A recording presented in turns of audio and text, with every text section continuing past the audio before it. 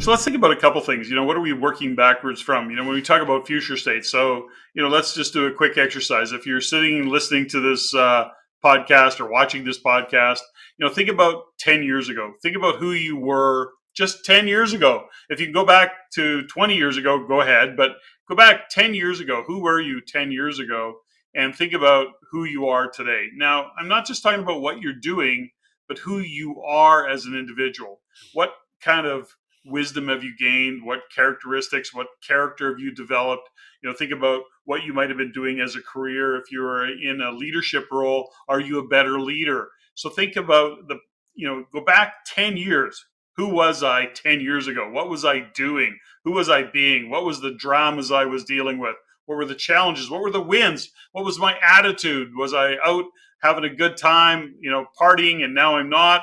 Or I was really serious and now I'm not. So whatever the journey has been, think back 10 years and really kind of reflect on where you were 10 years ago, and then think about where you are today and who you're being today, how you're showing up, what are the things that are happening in your life, what are the way you handle challenges. If you're a leader in a team, for example, how is your leadership developed? How is your business developed? How is your career developed? And how have you developed along with that? Now, I think in most cases, we're going to be able to look back in 10 years and go, wow, have I ever come a long way? And hopefully you can do that. Hopefully you can look back 10 years and go, holy cow, have I ever come a long way? And if you can't, well, then you have to look at it and go, holy cow, what am I going to do different? How do I What got was to I waiting for? Yeah, what are you waiting for? And so then we think about 10 years into the future. Now, most, I think, would be surprised at how far they've come in 10 years if you really think about it. No, 10 years ago, you have to go back and try and imagine that mindset. Close your eyes, or if you're driving, don't close your eyes. But just think about who you were and how you were thinking 10 years ago. Come ahead 10 years to today. You see the miles that you've gained, the wisdom that you've gained, the perhaps the family. Now you're maybe a parent, maybe you're in a relationship. Think about how far you've come, career, business, whatever it might be. 10 years now. That's kind of a cool exercise to do.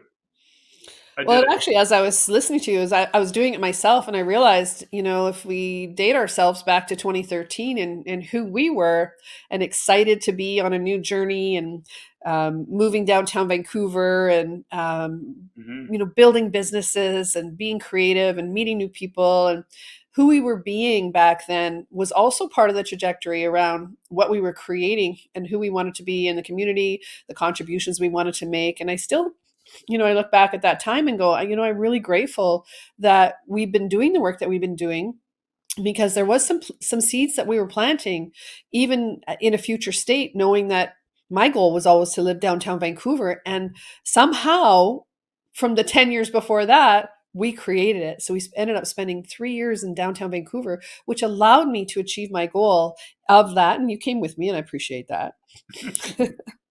But ultimately, it is really an amazing exercise, and to just, because we can't judge ourselves in this moment. Sometimes we can only really see how far we've come when we take the moment to look back and go, who was I being back then? What was I thinking about? Who was I hanging out with? What was I tolerating? What was I putting up with? What was I dreaming about back then? And I remember when we moved out of our home in Edmonton, I found 17 journals that I'd written over the years. 17 pack journals in, like, from obviously 17 years of living there. And I had almost a journal for every year, and going back and reading that, and just so grateful for the journey that we were on. Even some of the books that I read back then, it was Louise Hay, for example, You Can Heal Your Life was the book that, basically launched my journey. And I read it in, I want to say, in 1985 or something, 1986. And I found the journal entries about who I was being back then. And boy, was I ever naive. Wow. I mean, I don't want to say I was dumb, but I thought I knew so much and I just knew nothing. So a lot of humility has come from that. Well, I mean, those were really cool times, along this many years, you think about it.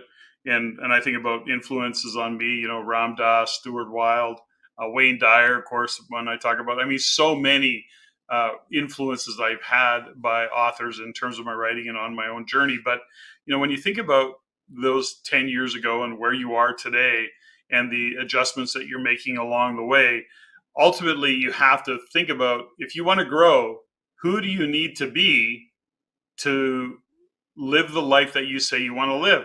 How do you want to show up? Like, what is the insights that you're sharing with yourself? I guess what is the view of the world that you have that goes, gosh, if I'm going to be that. So we'll use some examples. Think about, if you want to be on, I don't know. We go to a podium, an Olympic medalist. You have to do this, but just forget it. Like, think about, if you want to be physically healthy, you start the trajectory and you say, okay, I've got to start eating right. I've got to start exercising, getting out, being active, doing all the things that get you into that space of being healthy. Physically, even mentally and emotionally. What do you have to do? So when you look at where you are today and you go, this is good, but I want to do better. So who do you have to become to be better? What do you have to adopt? And these are the journeys that we talk about and go on, and be very intentional about defining your future self. So if you look 10 years into the future, think about the trajectory. And so a great quote is that the trajectory is more important than who you are today. Again, think about the trajectory of 10 years past, where you've come to. Take a minute, own that, and go, wow. Now, think about 10 years into the future. Forget about what you want to achieve. Who do you have to be to achieve whatever that might be that you're trying to achieve? So it's a kind of a shift of how we view the future state of who we need to be. Wow. I think about, there's an exercise I do is there's two exercises. One is dear future self.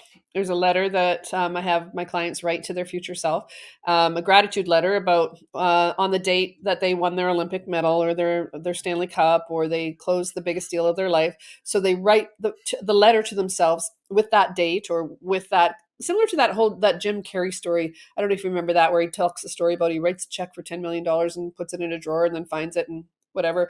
There is power when you write something down. So the exercise is called Dear Future Self.